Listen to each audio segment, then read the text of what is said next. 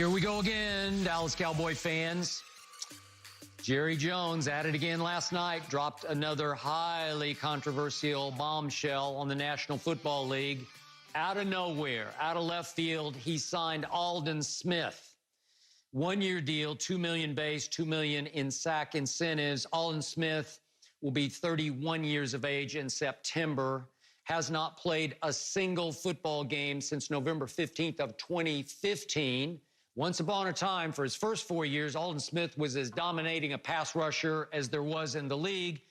But you know what the problem has been? He has been suspended multiple times for violations of the NFL substance abuse policy and the conduct policy.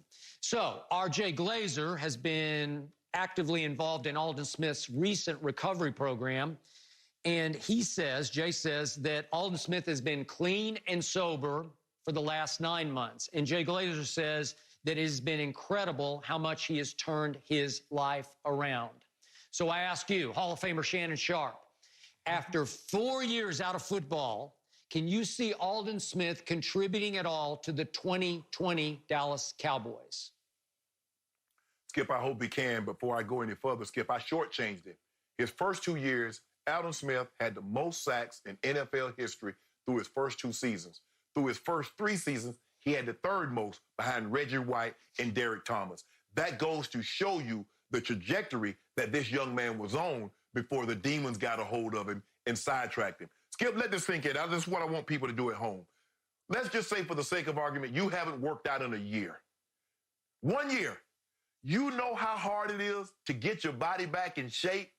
Okay, so imagine taking off 4 years, and not only do you want to get your body in shape to look good, aesthetically pleasing, you want to go and have it perform at the highest level in a professional sport.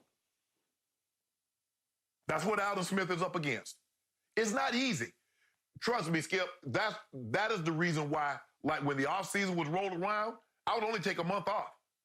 But I would take a month off from lifting. I would still do, run some wind sprints or something like that, because I realized as I started to age how difficult it was for me to get back in tip-top shape.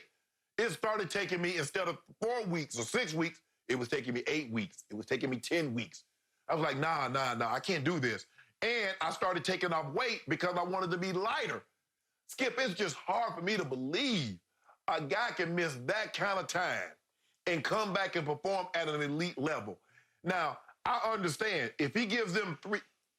See, Skip, for me, when I look at a guy like this, I'm not looking at him, can he give me double-digit sacks?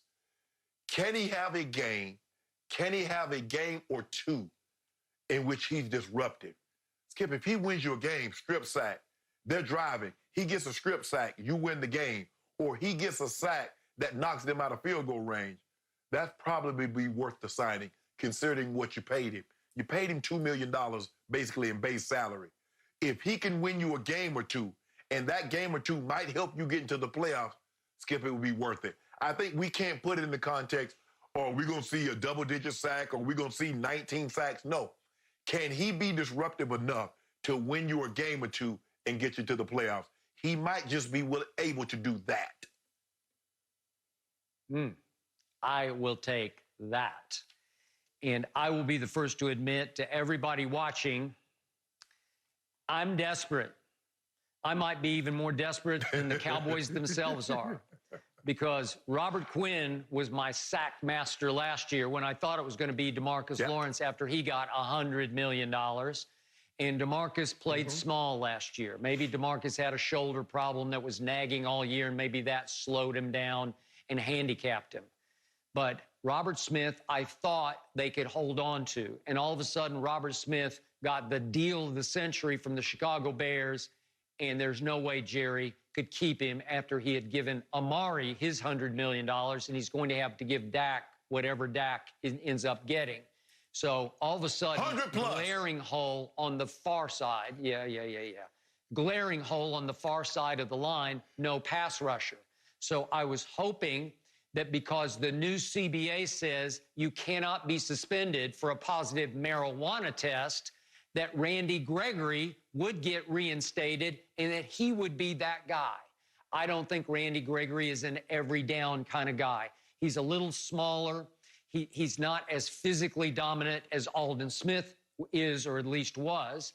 And so Randy Gregory was my only hope. And now I have a second hope that also is going to require reinstatement by Roger Goodell. It's not done yet. He signed the dotted line, did Aldon Smith. He's saying all the right things. He's been doing all the right things for 9 months.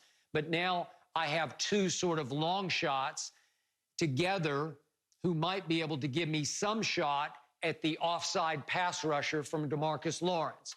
And I got to, look, I'm being honest. I'm getting a little carried away here because I used to love Aldon Smith as a player. I was around him twice off the field when he was on shows that I did on ESPN. Not a nice guy. Troubled, difficult, had a lot of Charles Haley in him. That was the guy Jerry Jones stole from Carmen Policy in the 49ers that put the Cowboys over the top in the 1990s. Charles was just behaviorally very troubled. Just ugly incidents that helped him act his way out of San Francisco to Dallas, and he became the catalyst of 3 Super Bowls that should have been 4. But at least he was playing. He didn't take 4 years off. He took no time off at all. Right. He left one training camp and came to Dallas before the 92 season, and the rest is NFL history.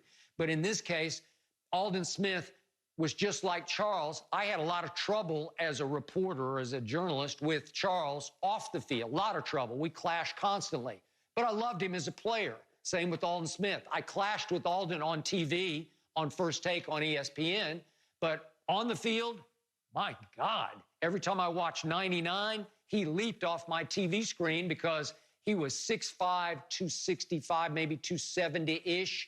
And he was virtually unblockable for 4 years, and now at least he's joining the same defensive line coach, Jim Tomsula, who was there coaching him for those first 4 dominating years in San Francisco. So maybe Jim Tomsula told Jerry Jones, I vouch. I believe in this young man. He's still, you know, he's going on 31, but played very little football for a 31-year-old. But I think Jim Tomsula vouched and said, I think he's still got a lot left in the tank. Let's take a fairly low-risk money shot on him because we could cut him and pay him next to nothing if he doesn't show us anything in training camp. So, Shannon, I like the move. I don't love the domestic violence in his background. I just don't love it. But at least he's not a Greg Hardy, and I'm ready to take the shot. And I think it's a good shot to take. Well, Skip, look at it. Like in our community, we play a game called Spades. And what you have with Randy Gregory and Aldon Smith is 2 possibles, and you hopefully they can get you a book. You hope combined those 2 guys can possibly get you something around double-digit sacks. And if they do that, it was a great signing. It was a great, reinstatement on both of those guys' part. It would be an even better signing on Jerry's part if between Randy Gregory and Aldon Smith, they can get you double-digit sacks. And that's all you can hope for, Skip. But could you imagine Michael Phelps taking 4 years off, no swimming, doing nothing, and going to the Olympic and winning gold medals? You don't believe that? I don't believe that. And that's what you're asking Aldon Smith to do, Skip. He took 4 years off. You're asking him to come back. Now, we don't know when the season's going to start, but you're going to ask him to pick up where he left off and give you something. Could Michael Phelps swim? Sure. But the likelihood of him taking that amount of time off, Skip, and winning races, competing at the highest of levels, we don't think that's very likely. That's my concern with Aldon Smith. You take that kind of time off and to try to come back and compete at the high. Skip, this is the NFL. This is the creme de la creme. I hear you, unfortunately. So let's change the subject. Up next here on Undisputed, who was the best player ever to wear number 3 in the NBA? Was it Allen Iverson or Dwayne Wade? We debate next here on Undisputed. No mercy.